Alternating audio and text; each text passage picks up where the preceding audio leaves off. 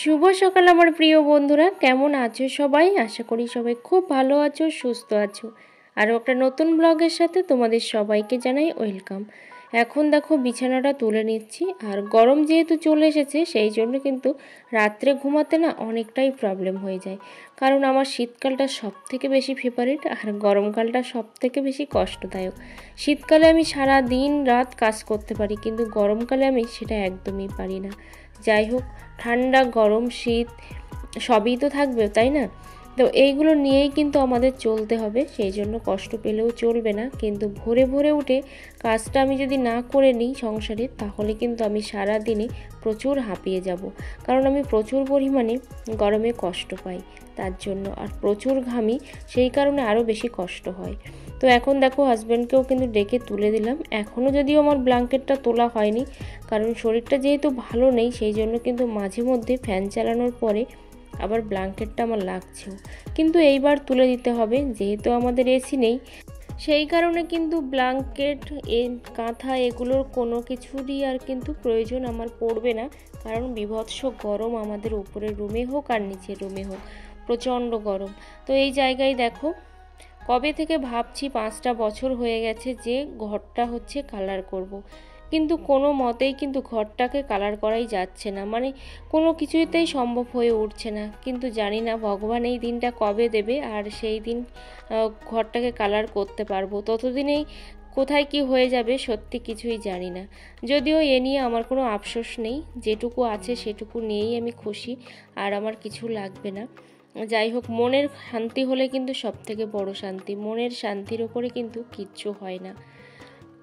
কিন্তু এবছর ভাবছি যে সামনে যে স্লাইডিংগুলো লাগানো নেই, ওইগুলো লাগাতেই হবে। কারণ ঝড় বৃষ্টির সময় না প্রচণ্ড কষ্ট হয়, সাথে এত পরিমাণে জল পড়ে, তো সেই জলে কিন্তু সমস্ত সব কিছু ভিজে যায়। ইভেন না খাটটাও ভিজে যায়, দরজাগুলোও ভিজে যায়, প্রচণ্ড অসুবিধা হয়। আর এই রুমটা দেখো কালার করা, অথচ এই রুমে থাকার মতো কেউ নেই। ওইভাবেই জিনিসপত্রগুলো দিয়েই কিন্তু আমি জায়গাটাকে সবসময় এভাবেই রাখি। দেখতে যদিও খারাপ লাগে, কিন্তু মাঝে মধ্যে এভাবে রাখি, আবার মাঝে মধ্যে গুছিয়ে রাখি।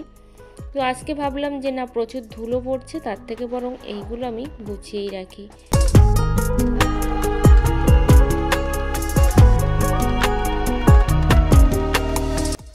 এইখানে দেখো সমস্ত শাড়িগুলো কিন্তু গুছিয়ে নিচ্ছি। আর এই শাড়িটা পরে আমি রিলস করেছিলাম কয়েকদিন আগে, তো তারপরে আর কিন্তু গোছানো হয়নি, সেই জন্য দেখো এখন গুছিয়ে নেব এইগুলো।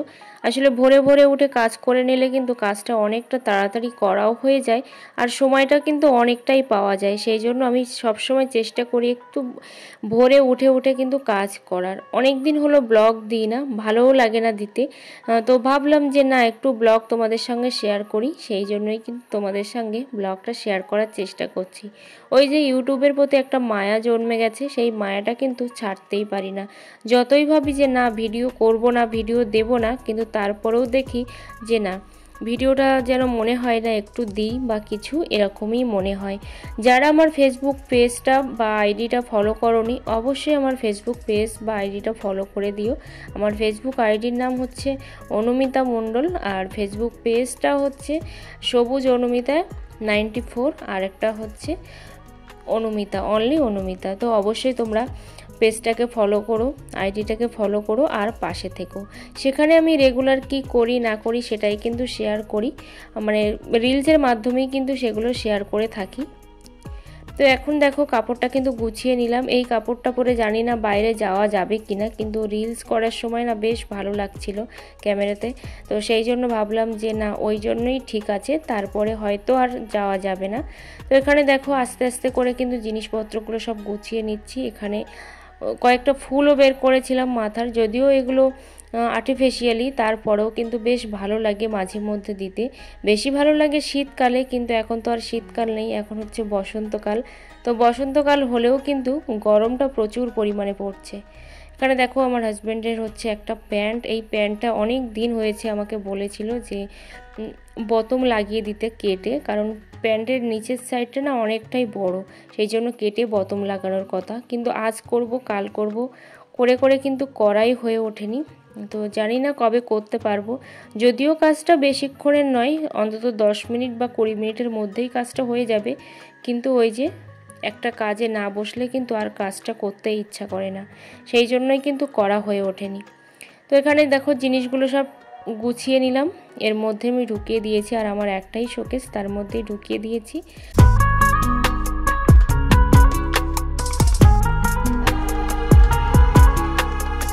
কে কে হোলি খেলেছে অবশ্যই কমেন্টে জানিও। আমি তো খেলিনি, কারণ আমি কিন্তু শুধুমাত্র আমার গোপাল সোনা, গোপু সোনা, রাধা মাধব আর সমস্ত ভগবানকে দিয়ে, আমার হাজব্যান্ডকে দিয়ে, আর এক দুজনকে বোধহয় দিয়েছিলাম শুধুমাত্র আবির, তাছাড়া কিন্তু আমি খেলিনি। আর যদিও আমি হোলিটা একদমই পছন্দ করি না, ছোটোবেলা থেকে রং মাখাটা একদমই পছন্দ করি না, কারণ আমার খুব না ভয় করে সেই জন্য। আর এখন তো ওই যে ভিডিওর জন্য আর ভগবানকে দেওয়ার জন্যই কিন্তু এই আবিরটা আমি কিনি। তো এটা হচ্ছে গত বছরের আবির, গত বছর কিনেছিলাম, সেই আবিরটা কিন্তু এবছরও আমি ইউজ করেছি।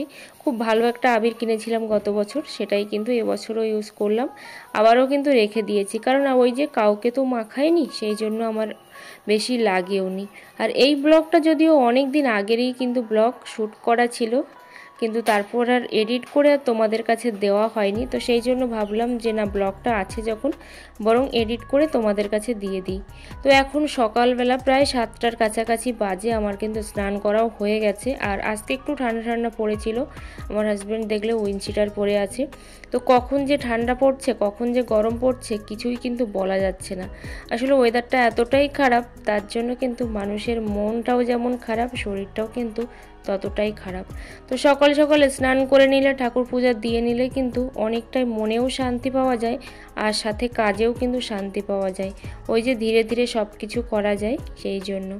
তো এখানে দেখো আমার গোপাল সোনা, গোপু সোনা সবাইকেই কিন্তু প্রসাদ লাগানো হয়ে গেছে, আর আমি বাসিটাও দিয়ে দিলাম, যেহেতু যখন প্রসাদ দিই তখন কিন্তু আমি বাসিটা খুলে রাখি, তো সেই জন্য কিন্তু বাসিটা আমি রেখে দিয়েছিলাম। তারপর এখন আবার বাসিটা কিন্তু আমি দিয়েও দিলাম।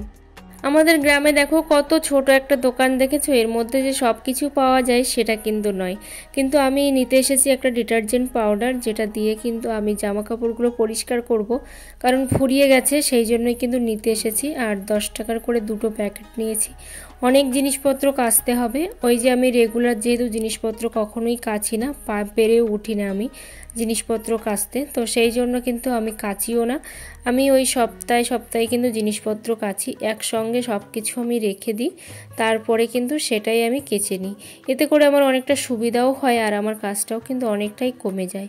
আর ওই যে অনেকেই আছে যে রেগুলার প্রচুর প্রচুর জিনিসপত্র কাচে, এটা কিন্তু আমি একেবারেই পারি না। তো এখানে দেখো আমি কিন্তু একটা গজা কিনলাম, অনেকেই চেনো গজা খাবারটা, তো 5 টাকা করে নেয়, ওই যে গজা খাবারটা কিনলাম, আর সাথে কয়েকটা জিনিসও কিনলাম। যে আমার ফোনটা ধরে দিল একটা বাচ্চা মেয়ে, ওকেও অর্ধেক দিলাম আর আমি অর্ধেক নিলাম, ঠিক আছে। তারপরে দেখো এখন চলে এসেছি পুকুর পাড়ে, আর এখন হচ্ছে কতটা রোদ দেখতে পাচ্ছ, ওই যে 8টার কাছাকাছি বাজে, তো এত রোদ যে কি বলবো। তো রোদ্দুরটা প্রচুর পরিমাণে, এখন জিনিসপত্রগুলো ভিজিয়ে রাখি, তারপর আবার দুপুরে স্নান করার সময় কিন্তু এইগুলো আবার কেচে ধুয়ে দেব, ততক্ষণে কিন্তু খুব ভালো রকমভাবে একদম পরিষ্কার হয়ে যাবে।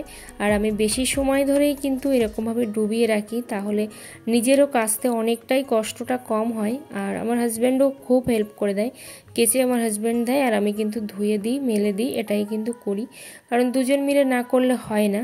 যদিও আজকে আমার জিনিসপত্রটা একটু বেশি, কারণ পিরিয়ডসের পরে কিন্তু আর কাচাকুচি করতে হয় অনেকগুলো, সেই জন্যই কিন্তু জিনিসপত্রটা আমার বেশি হয়ে গেছে, আর আমার হাজব্যান্ডের একটু পরিমাণে হলেও কম আছে।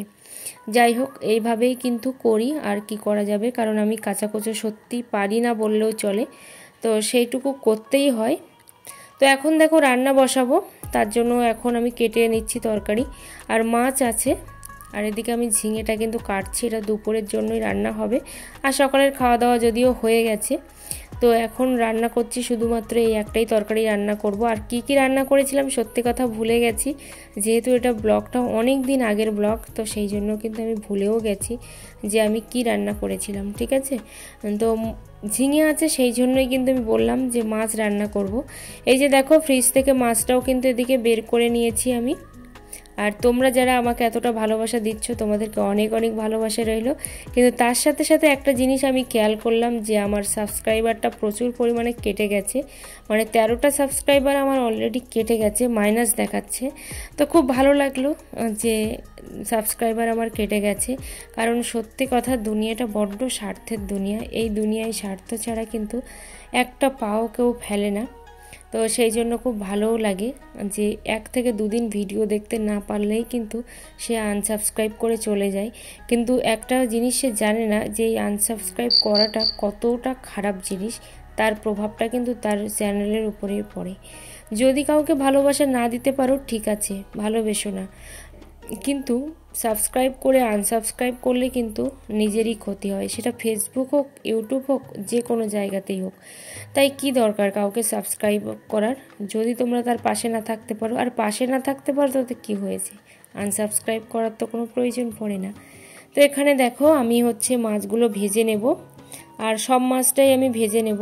আসলে দুবেলার মতোই কিন্তু মাছের তরকারিটাও করে নিচ্ছি। প্রথমে ভাবছিলাম যে একবেলাই করব। আর এখানে দেখো চিকেন রান্না করব, তার জন্য কিন্তু এখানে গ্রেভিটাও বানিয়ে নিচ্ছি। আসলে রাত্রেবেলা ওইভাবে রান্নাটা প্রত্যেক দিন করা হয়ে ওঠে না, যেহেতু শরীরটা একেবারেই ভালো না, সেই জন্য কিন্তু রাত্রের মতোও করে নিই। ওই যে ফ্রিজে থাকে, কোনো রকম প্রবলেম হয় না। আর আমাদের বাড়িতে কিন্তু ওই রকম কোনো ব্যাপার নেই যে একদম গরম গরম খেতেই দিতে হবে, গরম ছাড়া কোনো কিছু চলবে না, এমন কিন্তু নেই। আমি তো গরম খেতে একদমই পছন্দ করি না, আমি খেতেও পারি না। আর আমার হাজব্যান্ডও তেমনই, গরমটা একদমই পছন্দ করে না, যে গরম গরম খাবো, নামালেই খাবো, এরকম কোনো ব্যাপার নেই আমাদের। সেই জন্য অতটা প্রবলেম হয় না, রান্না করে রেখে দিলেই কিন্তু হয়ে যায়। তো এখানে দেখো কালারটাও কিন্তু চলে এসেছে। আসলে প্রথমে আমি লঙ্কার গুঁড়োটা দিইনি, সেই জন্য কিন্তু কালারটা একটু কমে এসেছিল। আর কাশ্মীরি লঙ্কার গুঁড়োটা আমি দিই না, কারণ সেভাবে কিন্তু ওটা ব্যবহার করা হয় না। তো সেই জন্য এইভাবেই কষাতে কষাতে যে কালারটা চলে আসে সেটাই কিন্তু হয়। তো দেখো এখন কিন্তু অনেকটাই আমার কষানো হয়ে গেছে মাংসটা, এবার জলটা দিলেই হয়ে যাবে। তো এখানে দেখো আমার কষানো কমপ্লিট হয়ে গেছে। আর আমার হাজব্যান্ডকে বললাম একটু তুমি ক্যামেরাটা ধরে দাও, কারণ আবার স্ট্যান্ডে রাখবো, আবার সেট করতে করতে অনেকটাই টাইম লেগে যাবে। আসলে এই মুহূর্তে এসেছিল বলেই কিন্তু ধরে দিল, না হলে ধরে দিতই না। আসলে ফেসবুকের জন্য কিন্তু একটা ফোনেই যেহেতু ভিডিও করি, সেই জন্য ফেসবুকের জন্য কিন্তু আমাকে একটু হলেও ক্যামেরা করতে হয়, যার জন্য কিন্তু লম্বায় করতে হয় আর এতেও করতে হয়, প্রবলেম অনেকটাই হয়ে যায়। আর যেহেতু অনেকটা কম দামি ফোন, মানে একেবারেই কম দামি ফোন, সেই জন্য কিন্তু অতটা প্রেশার নিতেও পারে না। কিন্তু তারপরেও এই ফোনটা আমাকে কিন্তু অনেক কিছু এনে দিয়েছে, অনেক কিছু, মানে অনেকটা ভালোবাসা দিয়েছে। আমার সত্যি খুব লাকি একটা ফোন। এখন দেখো দুপুরবেলা, তো এখন একটু যাচ্ছি একটা জায়গায়, তো তার জন্য দেখো রেডি হয়ে বেরিয়েও পড়েছি। আর এখানে দেখো একটা নৌকাও যাচ্ছে, কারণ এই নৌকাটা যখন ঘাটে এসে থামবে তখনই কিন্তু আরও একটা নৌকা ছাড়বে। এটাই কিন্তু এখানকার নিয়ম, যে একটা যাবে আর একটা কিন্তু আসবে। সবাই অনেক ভালো থেকো, অনেক সুস্থ থেকো। আর তোমাদের সঙ্গে দেখা হচ্ছে পরের কোনো ব্লগে। একদম কিন্তু ভর দুপুরবেলা, প্রায় 3টে 3:30 বাজে। এবার যখন বাড়ি ফিরছি দেখো সন্ধ্যা হয়ে গেছে অলরেডি। তো এখন সন্ধ্যাবেলা দেখতে পাচ্ছ সবাই কিন্তু পার হচ্ছে, আমরাও কিন্তু পার হব। সবাই অনেক ভালো থেকো, সুস্থ থেকো।